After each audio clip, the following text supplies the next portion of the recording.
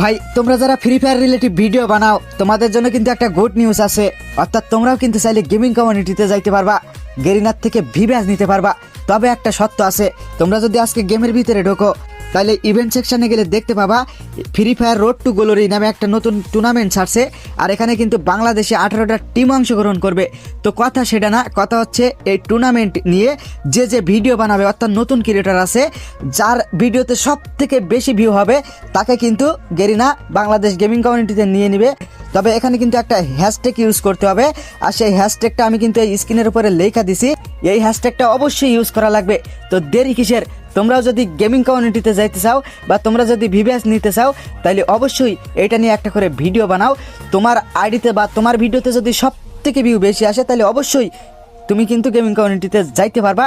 আর এটা বাংলাদেশের যে মডারেটর আছে সে নিজেই ঘোষণা দিছে।